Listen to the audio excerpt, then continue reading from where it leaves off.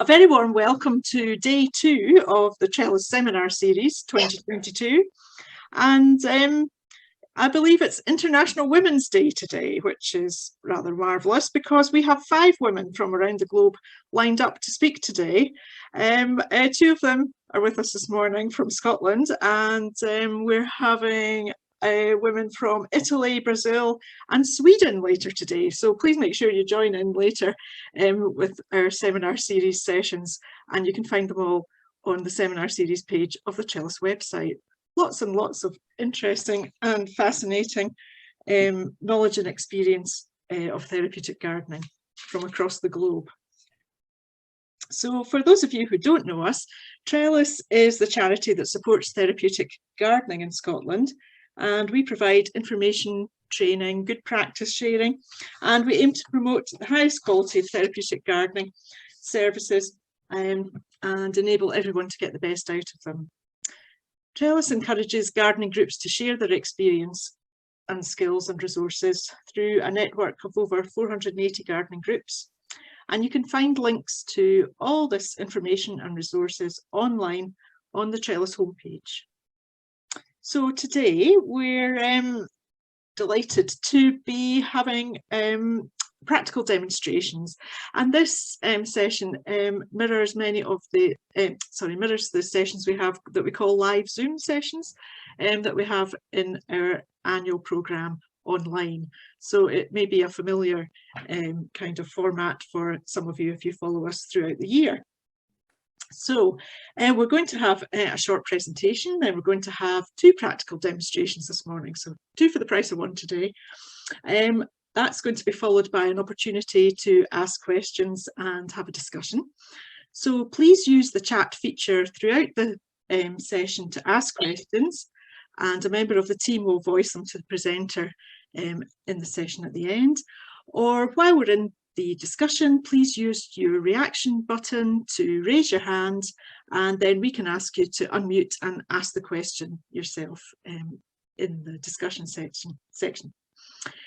We have closed captions or live audio transcription available, and you can find that at the bottom of your screen. There's a little box which is marked CC, or if you click on the more where the 3 dots are, you get the option to enable your live audio transcription and show subtitles, and you can show your subtitles and they run along the bottom of your screen. If you don't want to see them, you can shut them off if they annoy you. We're going to be asking for some feedback, so near the close of the session we'll invite you to complete our survey through a link in the chat. That's very important to us and our funders, so it informs our work and it tailors what we can provide to you. If you miss the link in the chat, you'll be invited to take the survey in a follow-up email, which we'll be sending out later today. So I'm not going to go on anymore. I'm going to start, and today it's a real privilege to welcome our speakers, and they may be familiar to you already. We have today Emma Martindale. Emma, give us a wave. Thank you. And Joan Wilson, who today are going to be doing our practical demonstrations. Emma is a therapeutic gardener and a social worker with a passion for inspiring people to get outdoors and to garden. She runs her own therapeutic gardening business called Nature on the Mind, and she delivers gardening and nature-based activities with community groups. Emma is also a Trellis field worker, and she supports gardening projects in the Trellis network. And Joan is currently our Trellis project advisor, a varied role which includes creating and delivering training in therapeutic gardening in person and more recently online. And Joan has risen to the challenge of delivering practical training this way through our live Zoom and our online training, and she's devised many of these sessions. So you may be familiar with her dynamic live Zoom practical demos already. So we welcome both of them today, and I'm going to hand over to Joan, who's going to start off with our Wildflower Meadows. Joan. Hello. I'm just actually going to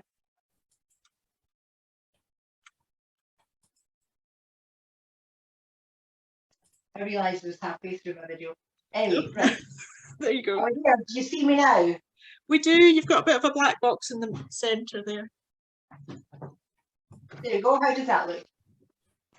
That's it. Lovely.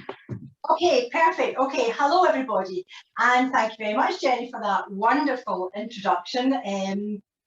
Yeah, okay. So I'm going to take a little time, first of all, just to run through a short PowerPoint before I jump over to my tabletop to do a little bit of a demo.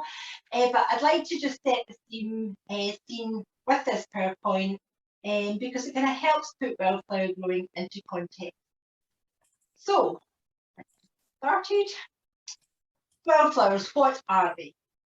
The dictionary definition is a flower of an uncultivated variety or a flower growing freely without human intervention. So really, a flowering plant growing and sowing its own seed, maintaining its own growth cycle in its own place of choosing. Wildflowers, there are dozens of different varieties of wildflowers, each one having evolved to thrive in its particular location, specific to its soil type, weather condition, aspect, and so on. And because wildflowers grow so well in their self-chosen spot, they can help maintain soil conditions, helping prevent soil erosion, which is becoming even more problematic with climate change's increased rainfall. Wildflowers have evolved and balanced local wildlife also, so they promote biodiversity and are vitally important for providing food, shelter, and breeding grounds for beneficial insects. These insects pollinate the wildflowers, which in turn generate new seeds that grow into next year's flowers, constantly protecting the circle of life. These same insects pollinate our fruit and vegetable plants, and they help fight against crop pests that not only help us home gardeners, but large-scale growers and farmers too. Some wildflowers contain compounds used in modern medicine, such as foxgloves, which contribute in the treatment of heart disease. But to my mind anyway, wildflowers are simply the beautiful plain Jane of the flower world. Some can evoke childhood memories, some like the field poppy, remind us of lives lost in combat, and some that are a welcome cheery sight on a grass verge beside a busy. So, if wildflowers grow naturally, why should we bother with growing wildflowers? The development of land for property and changes to farming methods have both contributed to a decline in wildflower meadows across the UK. 97% of wildflower area was lost between the 1940s and the 1980s. Also, little insects cannot fly long distances and need little oases of bug-friendly food and shelter to leapfrog across to help them cover distance. By us growing patches of wildflowers, we can help lessen the fragmentation of wildflower habitats, which in turn help prevent vitally important pollinator species becoming extinct. And of course, helping pollinating insects will help other wildlife and ultimately ourselves. We backbone creatures cannot and will not survive without the continuous work of these invertebrate insects. And we have bug life in the case also. Bug Life is the only European organisation devoted to the conservation of invertebrates. Bug Life have made a video called Beeline, which I'm going to show here, and it tells the story of its aim to create and restore at least 150,000 hectares of flower-rich habitat across the UK. Now, I did a wee sum, that's 2,143 football pitches. Let's get the video. We all see wildflowers as beautiful and great for our well-being, but for the thousands of pollinating insects that share this land with us, wildflowers are vital. But there's a problem.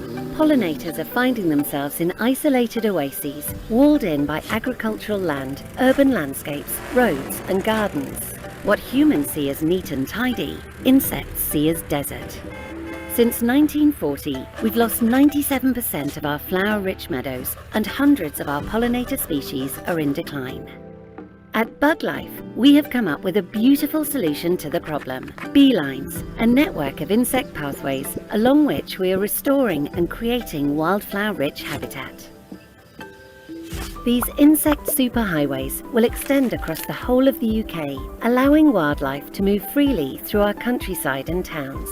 But we need your help to make it happen. Restoring fields of wildflowers. Making space for wildlife in our towns, on road verges, local parks or gardens.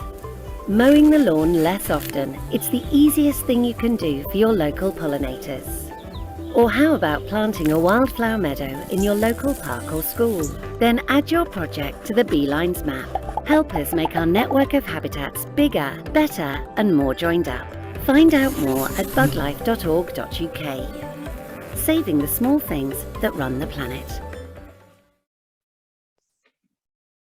We all see wildflowers as beautiful and great for our well-being, but for the thousands... Okay, so if you'd like to learn more specifically about Scottish wildflowers, have a wee look at Plant Life Scotland. Their website is crammed full of interesting facts and events to get involved in, and it has a great section on local county wildflowers.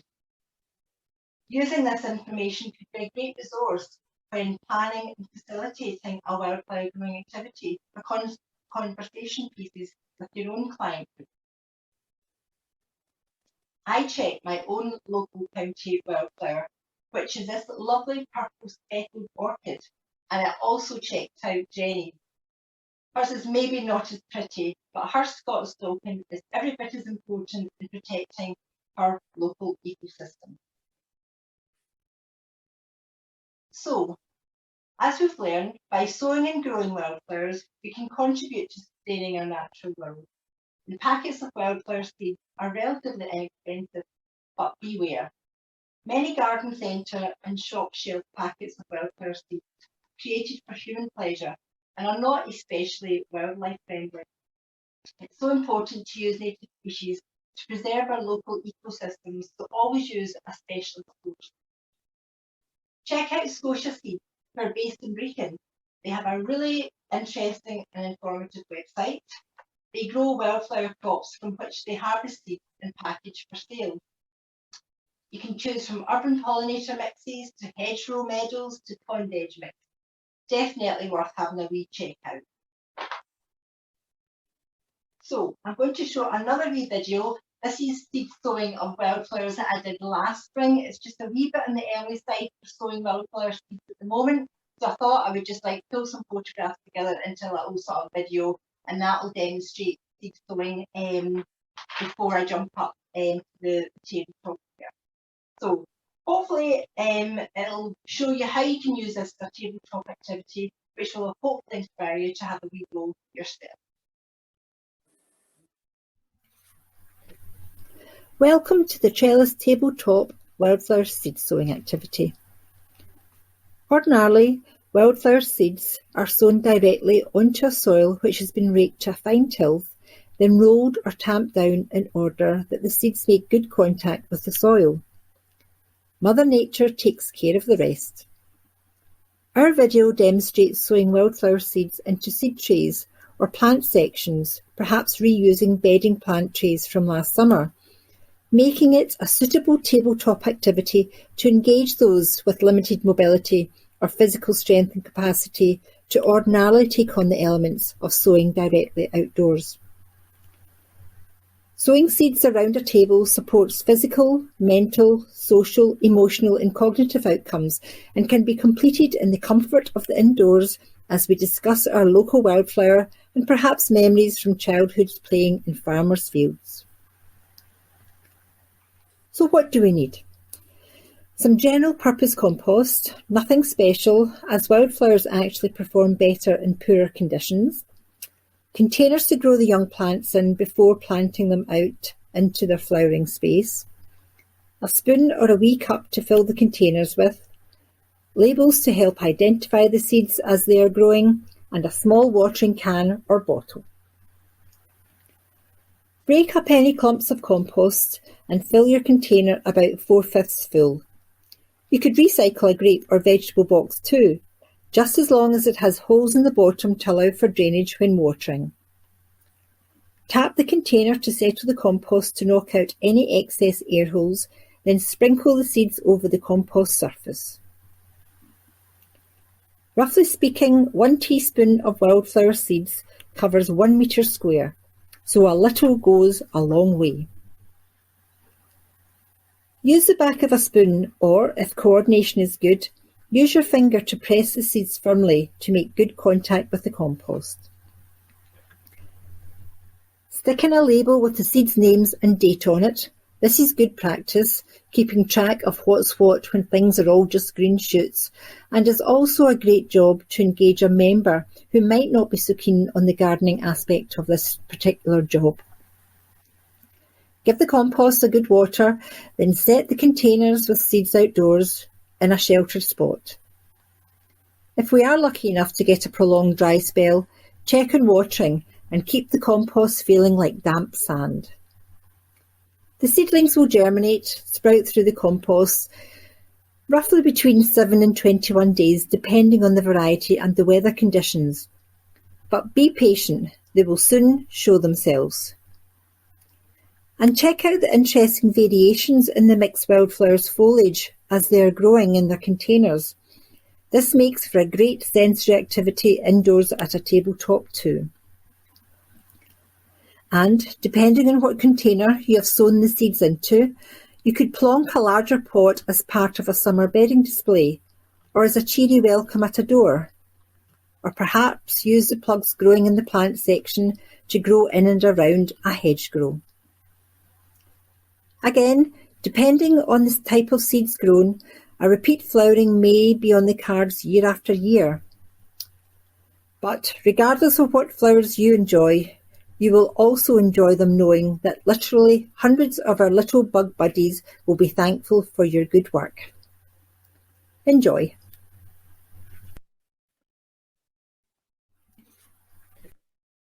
Okay, so if you're now inspired to have a go, how about creating a patchwork lawn? Maybe there's a spot of neglected ground near you that you could invite others to each grow trays of wildflowers. Sow seeds into seed trays to create turf and plant together for a patchwork wildflower lawn.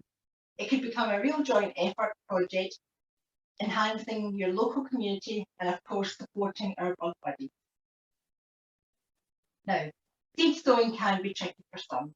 It can be time consuming and does take up space with trays and pots. Try making seed bombs as an alternative. Next to no space is required to store them before you get out to launch them next time you're walking by some disused but prime real estate spot for wildflower growing. So I'm going to jump over to my tabletop now to demo some seed bomb making. Sharing Jenny.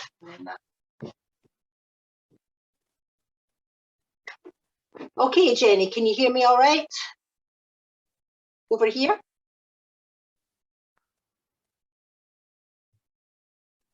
Yep, we can hear you and see you clearly. All right, okay, that's good. Okay, actually, I said I wasn't going to sow some wildflower seeds because it was just a little bit early, but I did.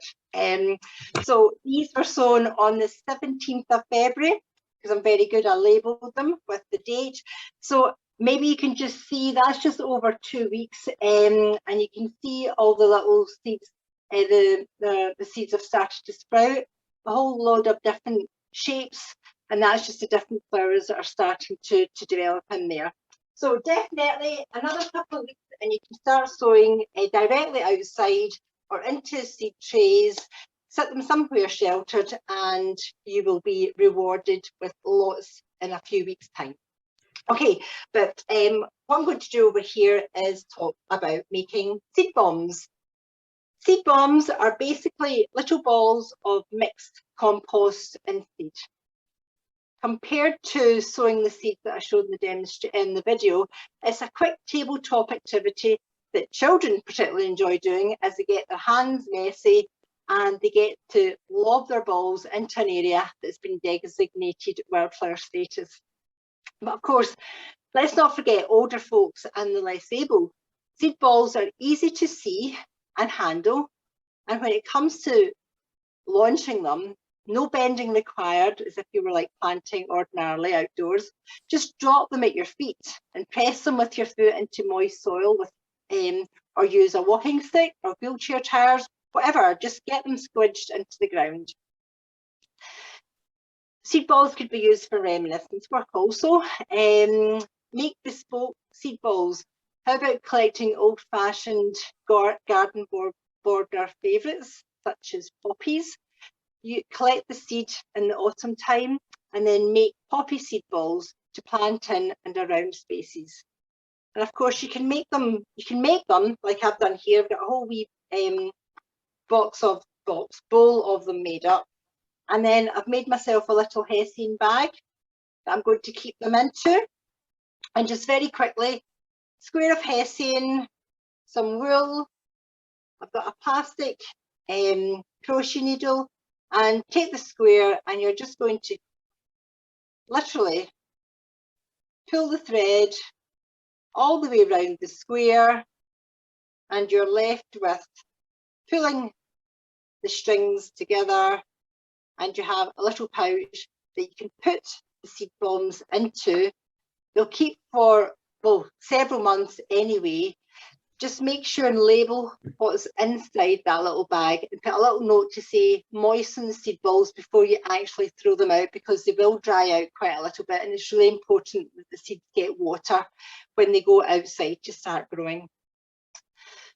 Another nice thing about making the seed bombs is, especially with tired hands, is I'm going to demonstrate how to make it in a minute, but I'm using cold water. But if you add warm water into it, it is such a therapeutic activity.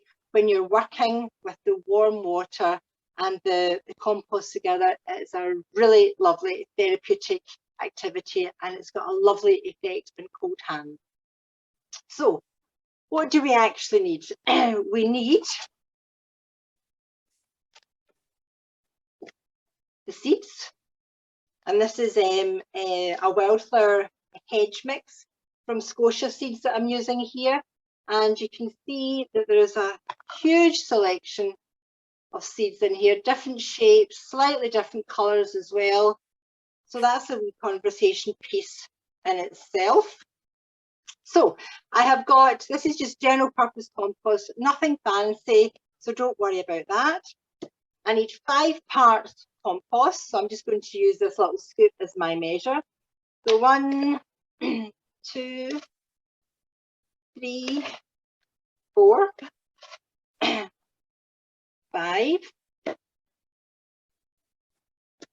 And then I've got clay powder here, which I got off the internet. You can use some clay, if you've got clay soil, that's brilliant, you can use it. But I'm using this powdered clay, which makes a lovely consistency. So I need 2 parts, I haven't got enough in here, 2 parts clay powder. Let's do it that way, like so. And then I'm going to use 1 part seeds. And now for the good bit. Give it a good mix together while it's all dry. So the seeds, because there's loads of different seeds in here, I should really have counted how many varieties in the back of this packet. There's possibly about 15 in here. So I'm giving them a right good mix up round about so that the seeds are evenly dispersed through the compost. This is a lovely activity in itself. And as you can see, we could make that into a little conveyor belt. One person could be putting in the compost, one person putting in the clay powder, measuring out, lots of activity in there. That's it pretty well mixed together. And then I'm going to just squirt in some water. As I said, if you use warm water, this is particularly nice. And as I say, the kids love this. This is so gooey. I like it as well, so I don't know who's kidding. I don't know who I'm kidding saying that kids like it. And just start to work it together. Maybe there's some bakers in your group, and they'll be able to knead this into a lovely dough. because they'll be professionals at doing that, having made bread and pastries and things like that over the years. Pull my sleeves up. Joan, you've 5 minutes left. Okay, thank you. So nearly there, just mixing it all together. And then we're just going to take them into kind of walnut size balls and just rub together. And it's the clay powder that holds this together.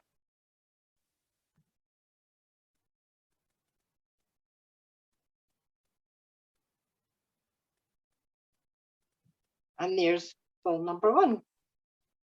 Make them up, but you have to leave them for a couple of days just to air dry, and then they get that nice sort of like kind of semi-solid coating, and then you can bag them up, or indeed just take them outside and start sewing them, and that's your seed balls ready to go. Now I'm just going to quickly dip my hands in some water here, because the next wee thing I want to show you, I want my hands. Now you can't actually see what I'm doing here, but hopefully you can hear me. You don't want to see me washing my hands. But the clay powder is incredible. It's lovely. My hands are so clean and so smooth now, having washed them. And that clay powder, if you Google it, actually people buy it to make a face mask with. I've not tried it, so I can't recommend that point of view, but I can understand. Now I know how smooth my hands feel, why people would actually put it on their face. But anyway, right, we can make coloured seed bombs as well. And these are a few that I made over the weekend. We've got some blue ones, some yellow ones, pink ones, and I'm just going to show you how to do them. What you need for the coloured seed bombs is some modelling clay. Now, this is a natural mineral modelling clay. And I'm just going to take a couple of dods of it. I might even clean my table a little bit. I'll use my... And I'm just going to, again, another lovely therapeutic activity, just taking the modelling clay and rolling it into approximately a walnut size ball with my seeds nearby. And I'm just going to press a little indentation, like a little bowl. See that okay? Yep. And then I'm just going to take a pinch of seeds, put them in the middle, then pinch together to seal them so that the seeds don't pop out, and then roll back into my ball shape.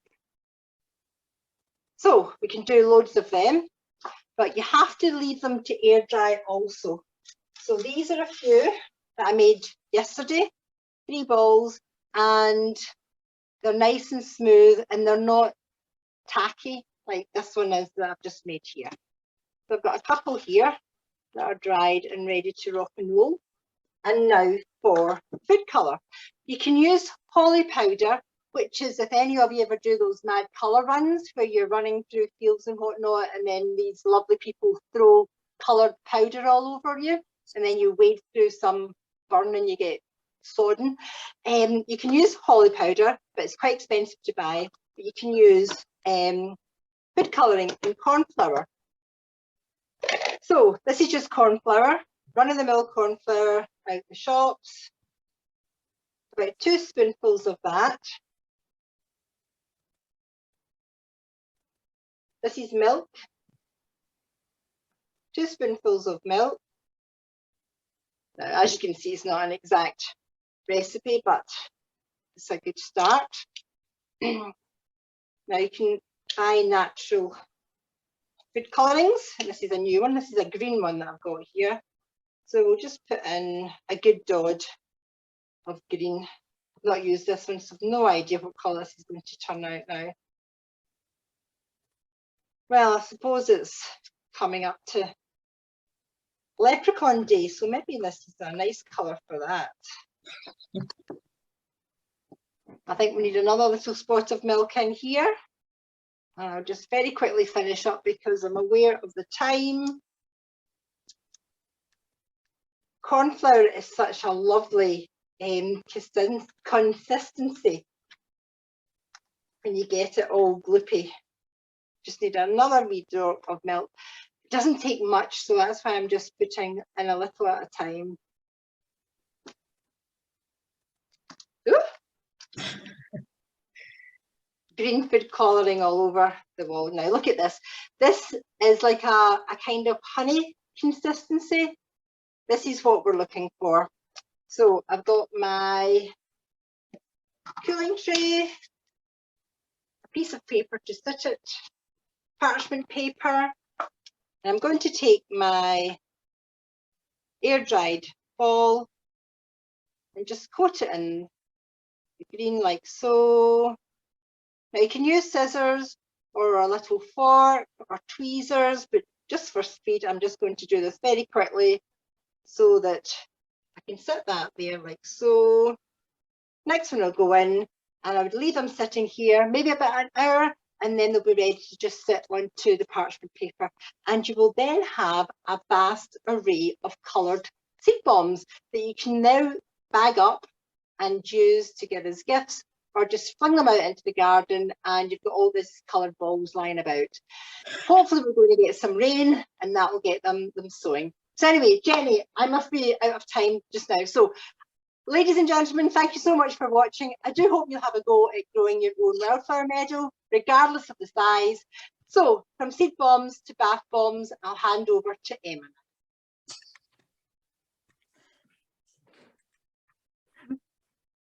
Hi there, everybody. Can you hear me all right? Yes. Yeah. Hi, thanks, Joan. That's fab. I'm definitely going to have a shot. The coloured ones were, that was a new version. I've not seen that before. So just to move on. So today I am going to give you another live demo of a lovely therapeutic activity you can run with a variety of different groups. So it follows on quite nicely from Joan's because you can use some of the flowers that would grow in a wildflower meadow, but also some kind of bog standard herbs and flowers that you might have growing in your garden already, or you might be able to buy from the supermarket. So we are going to be making herbal bath bags. So this is an activity that I have run now with quite a variety of different groups. I've done it with kids. My husband, who's a primary school teacher, has had a go in schools. And I've run it with adults in care homes with dementia, and also with different kind of groups of professionals on team building days and things. And you can adapt it, change it, and it's a very sort of simple activity that you can run really easily without too much prep. Similar to Joan, I'm going to quite quickly move over to the table to show you how to do this, but I just wanted to kind of mention just the sort of history of using herbs briefly, and I'm not going to give you a big lecture because I know you'll be able to go and have a look elsewhere. So we'll all know that herbs and flowers have been used for years and years and years throughout history. But I think that the main thing that I found when I've been running this activity in different settings is it always provokes a bit of discussion around memories. So memories that we have of flowers growing in our own gardens, the smells of different herbs that might have been used in cooking, herbs and flowers that we haven't smelled before, the textures of them all. So there's a lot of sensory benefits for lots of different types of groups of this activity. So I'm going to show you a variety of different sort of herbs and flowers that I have with me today, but you don't need to use all of these. You can use, you know, one herb that you can buy in your supermarket like rosemary. You can keep it simple. So all the herbs I'm going to show you today are safe to use. But don't feel that you need to go out and buy lots of fancy flower petals. You can keep it straightforward. So I think I'm ready to go over to my tabletop. Okay. Sure. There we go. Okay. Just coming round. So first thing I just wanted to, if you're anything like me, you'll like having lists and lists of activities of different things you can try. So I don't know if everybody can see this. This is a book. So this activity isn't in this book, but there are probably about 100 different herbal, straightforward activities you can do at home or with groups in this book. I got it after kind of reading a wee bit more because of doing this activity, and it's just got loads and loads of different activities you can run. And the really great thing about it is it has a page for each herb or flower that you might want to try, and it gives you some ideas for that herb, but also any kind of things you might need to be aware of in terms of, you know, skin irritation or anything. Most of the herbs that we might want to use that you'll have heard of already will be safe to use, but it's always good to just give it a check just in case. And this is a great book for checking. Similar to Joan, not a great time of year to be going out and collecting flowers, but I have been out into the sunshine today, which was lovely, and collected a little selection of herbs from my garden. So I have got rosemary here, I've got some purple and some green sage, and I have also got some thyme. So if you were doing this later on in the year, you'd be able to get outside and get some flower petals like rose or marigold, chamomile. The list would go on and on and on. So that's the kind of a good way to start this activity off, is to get your group outside, because we all know that getting outside is one of the main benefits of gardening and being outside, is to get outside and do the collecting of herbs together. And that's a good way to get things started, and people can work in pairs with one person kind of cutting the herbs, the other person collecting. It's a good way to get moving outside at the start of the year or any time in the year. So I wanted just to give you a quick demo of how to dry any herbs or flowers that you might collect.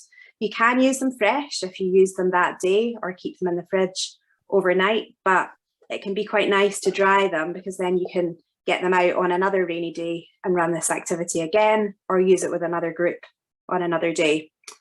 So in terms of the herbs that we've got today, I'll talk you through each one as I'm drying them. So when you go out and gather the herbs, you want to make sure that ideally it's on a dry day, because you don't want the herbs to get kind of soggy and mouldy. But we all know that weather doesn't always go our way, especially in Scotland. So if you are outside in the rain, don't worry about it too much. You can come in and dry them. So you want to make sure that you choose plants that aren't kind of wilted or have lots of insect damage, but otherwise we're not too fussy. So once you've gone out and collected your herbs, you want to bring them inside as a group ideally, or you might be doing this on your own beforehand, and dry them out. So you can dry them out either on standard blue roll, kitchen roll, or on a kind of tea towel, an old pillowcase, whatever you have. So I've got a bit of both here. And you want to try and lay everything out without too much overlap to give them a good chance to dry. So I've got the rosemary here. For things that are in big bunches like this, you want to try and pull the leaves off so that they get lots of air circulating around them. This is a lovely sort of sensory activity. I'm already getting the smell from pulling the leaves off of the little branches. Great for maybe somebody who is needing to recover and develop their fine motor skills. You can do this sitting down. So lovely for people who maybe are a bit less mobile. And this in itself can be an activity, just the processing of the herbs and the flowers. So that's a rosemary. I've got some sage here. Again, I think this links in quite nicely to one of the other sessions that were on this week around mandalas. You can use these herbs to do lots of different activities because they start to look quite nice as they're laid out. And you start to find people, especially children, maybe making patterns, but however you want to dry them is fine. As I said, not quite the time of year for flowers yet, but I have got some dried flowers already, some that I dried earlier and some that I've bought online. So Trellis are going to share the links after the session for where you can buy some flower petals. So I've got some roses here. So again, you want to kind of lay them all out and make sure that you don't have the petals overlapping too much. like that. I've also got some marigolds, calendula, and the favourite for any kind of sensory floral activity, rosemary. Sorry, lavender. I've got lavender here as well.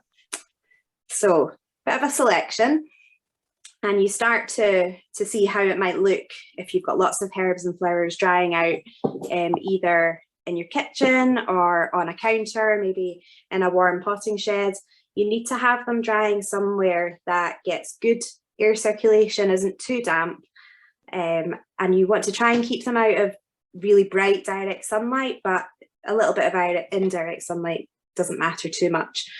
You can be a bit more modern, I guess, and use a dehydrator if you want to try and do this quickly. So you can lay them all out inside a dehydrator and dry them out, and that would allow you to use them the same day.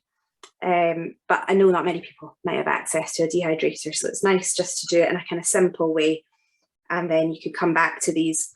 In terms of knowing when they're dry, you want to try and pick up a petal, give it a bit of a squash, and you probably won't be able to see that, but it falls apart really easily. Yeah. So it kind of turns to much smaller pieces. If it's still quite pliable and soft, then you know it's not dry yet. So you want to kind of make sure that it's dried if you're not doing it on the same day and you want to store them.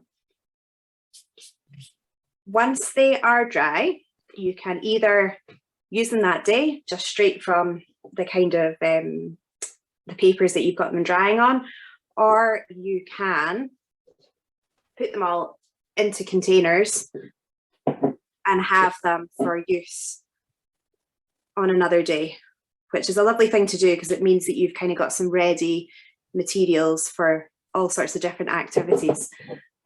So I've got rose, marigold, and rosemary here. Some of the herbs and things you would be able to buy in the supermarket, so like rosemary, mint, sage, already dried. So you don't have to go out and get your own materials, but this just makes a really lovely kind of add-on to doing the bags themselves. So in terms of making the bags, I just wanted to kind of let you know a quick, so all these different herbs, as is mentioned in that book, and even if you just have a simple Google, there's different kind of herbal benefits of all these different materials. They're all associated with different things, and it will be different for different people as well. So we kind of think of lavender as being quite calming. Rosemary is thought of as being quite antioxidant. There's different properties for different herbs. It's fun to just give a nice a try to them all, but you might want to use a different type of herb depending on the group that you're working with and have a read about the properties. So we're going to have a go at making the bags. It's very simple. You can do this with any kind of group, and all you need is some plain cloth. So it could be muslin like you would use in the kitchen, or it could be cotton like an old t-shirt, an old pillowcase, just something nice and simple, and not something with a lot of colour in it, because you don't want to put it in the bath and dye your bath red. So you want to try and go for a white material ideally, or creamy material. You need some scissors for cutting up. So you can do this yourself beforehand if the group you're working with are not necessarily going to cope with using scissors, or it can be a nice one to do to sit and snip up the squares. So you want to cut your material into squares roughly, and it can be very rough. As you can see here, that's not a perfect square, and it really doesn't matter. It's roughly 10 to 15 centimetres along one edge. You want to be thinking about the group you're working with and whether they can deal with small things or not. So I ran this recently with a group in a care home, and I made the squares a little bit bigger so that they could gather them more easily. So it's good to have a go at doing this yourself before you run it with a group. So you'll have your squares laid out, and you'll have your selection of different herbs. Some other things that I like to use, just because they're readily available, cheap, and they have good kind of benefits for the skin as well, is good old oats, porridge oats. Cheap to buy in the supermarket and are great for soothing kind of dry skin, for eczema. And you can use these to kind of bulk up the bags because obviously the flower petals don't take up a lot of space. So these work really well. And Epsom salts or Dead Sea salts. You can buy these in the supermarket, quite hard to see on the camera, but they've got a really lovely texture. You will find when you're doing this, I've definitely found that you look around and people have got their fingers into different materials, but that's all part of the fun. So you want to make sure that you've got a few of each type of material spread all around the table. The room will start to smell lovely. You can start to put some of the materials into a bowl of warm water in the middle of the table. I've done that most of the times I've run this because all the smells start to come out, go around the room. That in itself can be really calming. You then want to get yourself a teaspoon. And you want to make sure that every person has their own spoon. You might want to have spoons in each material or a spoon each depending on the type of group you're working with. You want to make sure that the spoons are easy to handle. So a teaspoon might be fine for me. Other people might need something that's got an adapted handle, but usually a teaspoon is fairly simple to use. This bit is not in any way a sort of specific recipe. That's part of why I like this activity, because you can just make it up. There's nothing in any of these materials that's going to do anyone any harm. And we all love not having to follow a kind of set list of exact measurements. I tend to put more oats in just because they are cheaper. So you want to get maybe roughly, very roughly, 3 teaspoons of oats just to start bulking it up. And you can see you want to try and keep them in the middle there, and that's because at the end we're going to gather them all up.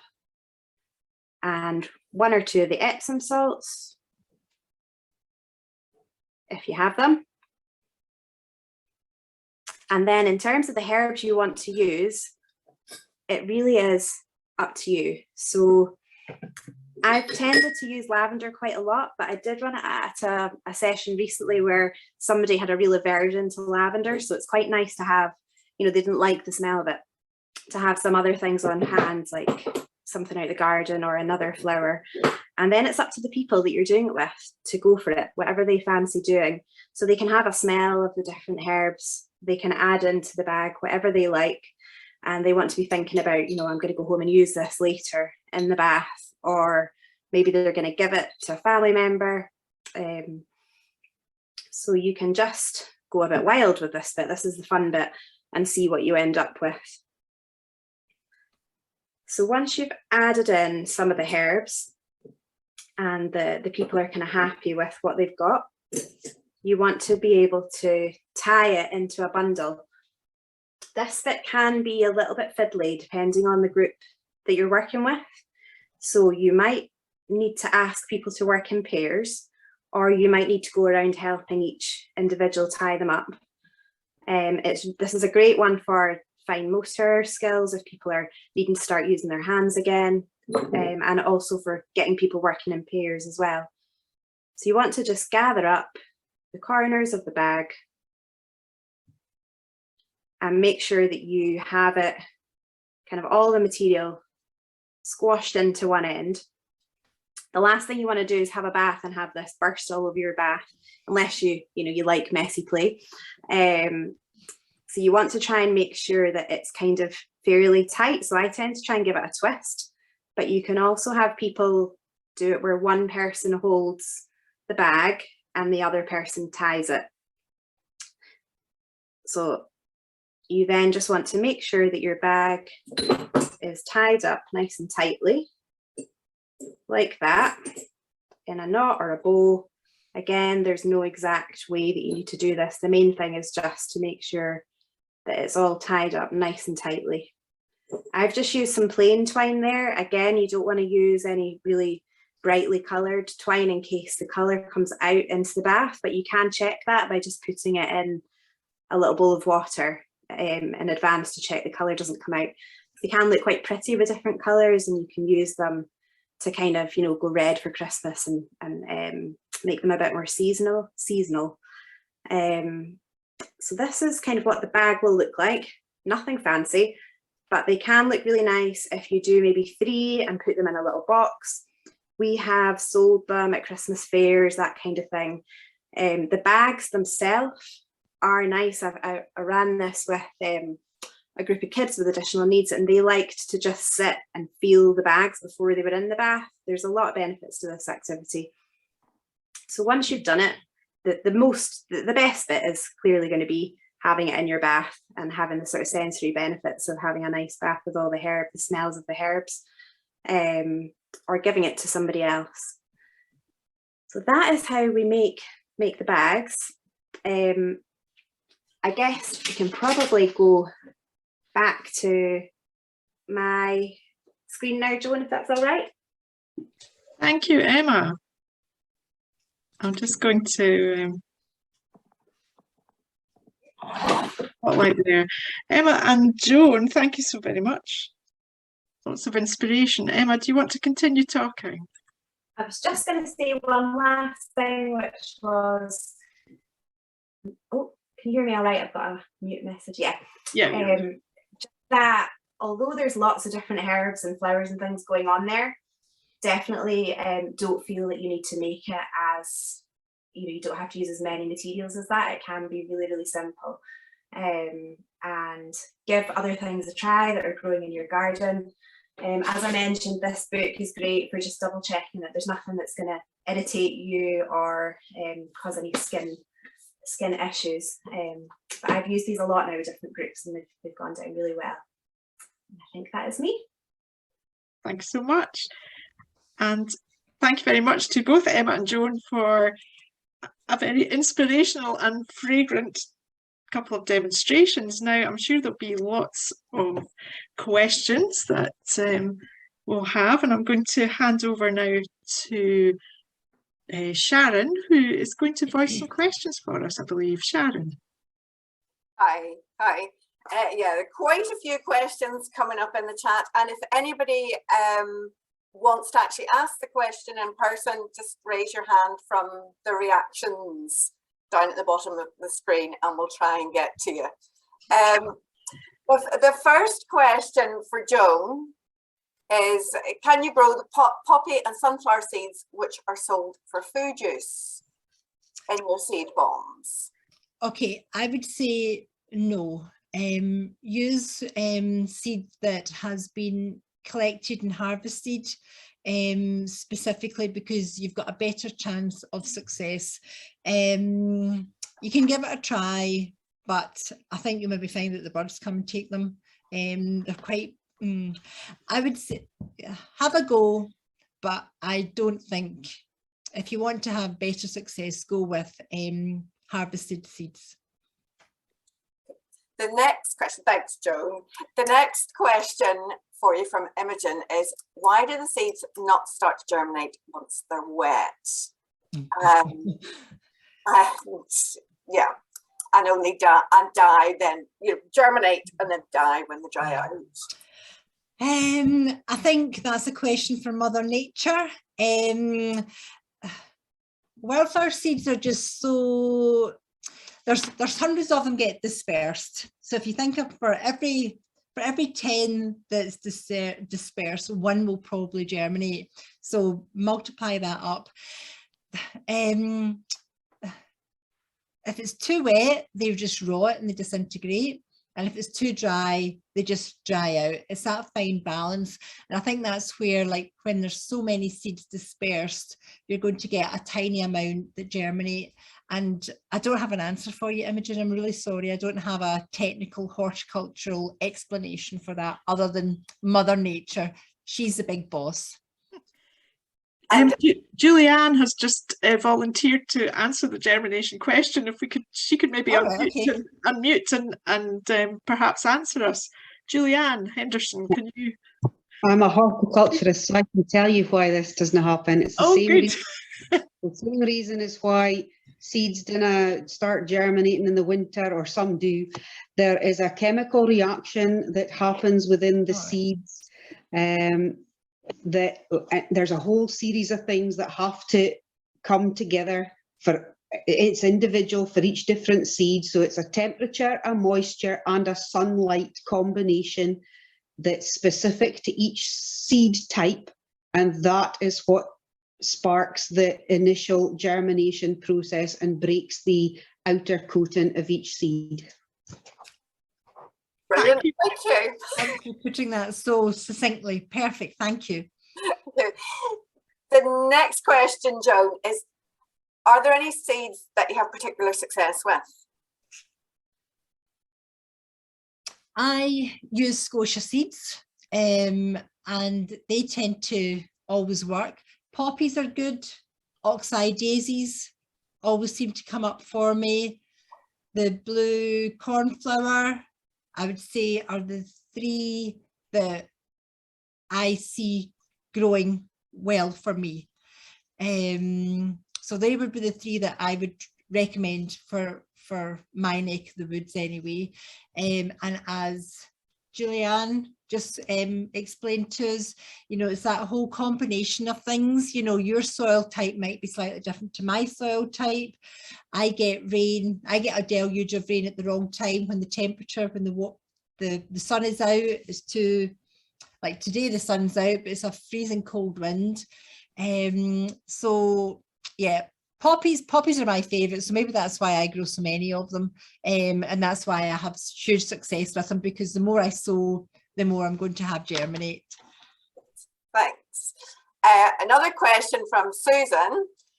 If I use garden clay for seed balls, do I also need to use compost at the same time? So sorry, say that again, Sharon. If she uses garden clay for the seed bombs, does she need to use compost as well? Yeah, if I would mix the clay with the compost, because the clay could just become too gloopy, it dries out too quickly, and it also it holds water too much, a bit like the previous explanation. If it's too wet, that's not good. If it's too dry, that's not good. So if you mix some compost in with the clay, then that's sort of evening out that potential for it being over wet or over dry. So yes, mix clay with compost. Right. Another question from Imogen. Why do you use milk with the cornflower and the food dye? Why don't you just use water? Because that's what the recipe said. I don't actually know. Now maybe we've got a baker in the room, and the baker will be able to explain that milk has got some chemical reaction with the... I honestly don't know. That's the first time. I've only just started to make coloured seed bombs, and it was the recipe. It was, I don't know if it was Bug Life or the Scottish Wildlife Trust that I got that recipe from. And it was milk that they suggested that you mixed with the cornflower. So sorry, I don't know. I could Google that and try and find the answer. But I was a good girl and followed the recipe, that's why. Good. And Ali has asked, what's the best time of year to launch the seed bombs? Just coming into the springtime, so that we've got that combination of moisture available. We've still got spring showers, the temperature is starting to rise, the sunlight, daylight hours are longer, all these things that work together, as Julianne explained, that combination of things that all come together to make it the ideal germination conditions. So springtime is the best time. March is a wee bit early, I would say. I'm surprised that my seeds germinated so well, the ones that I showed in my packet, because I just sowed them, as I say, just over a fortnight ago. I stuck them outside. The front, my side door gets the sun and it's a wee bit of shelter. So I guess it was ideal growing conditions for them. But I dare say if I'd thrown them into the ground, they probably would have germinated. It's far too cold for them. So springtime, April, May, I would suggest would be good for Scotland anyway. And how long can you keep the seed bombs for once they're made? Okay. So Scotia seeds, the seeds that I buy from them, I've noticed that you only get a year's sowing time with them. When you buy other packs of seeds from other seed producers, you normally get a couple of years on this sow by date. So I would say that you've only got a year's window. They only remain viable for about a year. So anything that you collect, I talked about collecting poppy seeds. So if you collected them in the autumn time, you would definitely be wanting to make them into the seed bombs and keep them over the winter time, and then start getting them sown, you know, coming up in the following spring. So no more than a year, if that is right. Okay, thanks. Right, next one for Emma. I think I've gone through most of your questions, Joan. So the next one's for Emma. Is there a particular ratio? I think you've answered it, sort of. Is there a particular ratio of herbs to oats to salts that you use? Or is it just fairly? I think I saw this one pop up, I think, just before I was going through the recipe, but there really isn't a set amount you want to use. It's totally up to you and up to the people. I tend to use a lot more oats than I do herbs and flower petals, partly because we know that oats are, you know, safe for using on skin, and they bulk it up really well without being too expensive, and you might only have collected a small amount of herbs or petals from the garden. That's the way I've always done it, but feel free to go ahead and try different ratios and see how you get on. But no, there isn't a set amount that you'd need to be too worried about using. And another one for you, Emma. It's from Erin, and she works in a hospital setting. And are there any herbs which may interact with medications that you know of? So I'm not a herbalist. This, you know, so what we're doing is using, so anything I say, you would definitely want to check if you're worried about it. You know, there might be people who have certain issues with certain things, but we're not looking at consuming, we're not looking at eating these herbs and flowers, we're looking at putting it in the bath. So it is quite different to, you know, we're not making a herbal medicine or any sort of thing that you're going to consume. So that would be something you would want to be checking out. And that's why I mentioned this book as well, because it does give you, if there are sort of cautions for any particular herbs, it lets you know really clearly what they are. So there's quite a few herbs that you might not want to use if people are pregnant. Again, it tends to be more in relation to if you're eating them, but I would be checking it out in a book, or with, you know, if you've got people that are on certain medications that you're worried about, I would be checking with the people that are prescribing them, if you can do. The herbs that I tend to use are always super simple ones that we might be using in cooking anyway. So most people will have had rosemary roast potatoes. I've put herbs like sage and thyme in soup, and we haven't worried about that too much. So as long as you're not going out, you know, foraging for things that you're not too sure about, or using things that you haven't identified or checked, then you're going to be fairly okay using simple kitchen type ingredients. Chamomile is always a nice safe one as well. So I would just be double checking, but as long as you're using ones that you would be quite comfortable using in the kitchen, you're not going to be eating these herbs. You know, so that is one thing to keep in mind. If you're doing it with a group where you think there's a risk that people are going to start putting things in their mouths, then I would, you know, have another think about what you're using. But all the herbs I've used today, I amn't too worried about. I know somebody had mentioned about the interaction of rosemary and epilepsy, and that is one of the cautions in this book, but it relates more to rosemary essential oil. So essential oils are different to using the herb themselves. They're much more concentrated versions of the oils in the herbs and flowers. So if you're using essential oils, again, you would want to be checking out what you're doing, and you wouldn't want to use essential oils with like little kids under sort of you know, if you're doing it with a toddler's group or something. But again, I don't tend to use essential oils when I'm doing this activity, because I know that, you know, it could be a harsher version of the ingredients. I tend to stick to the whole herbs, also because it means that we get to collect them ourselves. I hope that answers that question. Yes, and you've also answered another question about adding essential oils to the oatmeal. as well. There was a question about that. Would you recommend? That one. Yeah. The last question I think at the moment is, if you're going to use the bath bags right away, could you use fresh herbs? Yes. Right. Absolutely. Yeah. So that can be a nice simple way of doing it if you want to just go out, collect everything, do it straight away. And you could do a bit of both. You could use them fresh that evening or the following day, and then dry the rest if you had enough kept aside, but you definitely could just go in.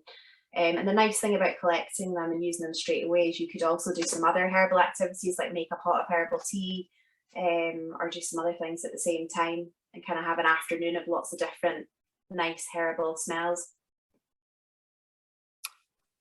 Okay, thanks, Emma. I think that's all the questions, unless anybody else has got another one. You can always raise your hand and the reactions. But yeah, I think those answers were brilliant, really clear. That's lovely. Julianne has her hand raised, I think, again. So, Julianne, would you like to? I did type my question, but it was just to ask if we could add 1 or 2 drops of essential oil to the oatmeal when we're making a bath bomb. But I'm thinking from some of the other answers, it's maybe not that great an idea. I think so. I have done that for myself, but you can't. So you can spot test things if if you're wanting to try it yourself. Again, I would use a book. I'd be checking things out, because they can be quite concentrated, the amounts in essential oil. So you would tend to put them with a carrier oil. I don't think it's necessary for this activity because you get such nice smells anyway, just from using the whole herbs and petals. That helps. Sorry, I've missed a question for Joan. And it's about the clay, the bombs. How do they disintegrate once they've set? You're just squidging, dampen them with water before you fling them. If it's no rain is forecast, just fling them, and then the rain comes and sort of starts to break down the clay sort of polymer. It's just made from natural minerals, so it does start to break down. Or if you want to give it a help, like you can like smash them up a little bit, go and find them and step all over them. But the rain kind of just slowly breaks down that casing, and then the heat and everything works its way on the seeds, and they start to germinate and grow. Thank you. Thanks. I hope that's all the questions covered.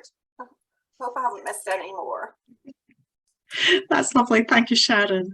And if you do have any questions you think of after this session, there's an opportunity to ask them in the survey, and but remember to include your email address so that we can reply to you.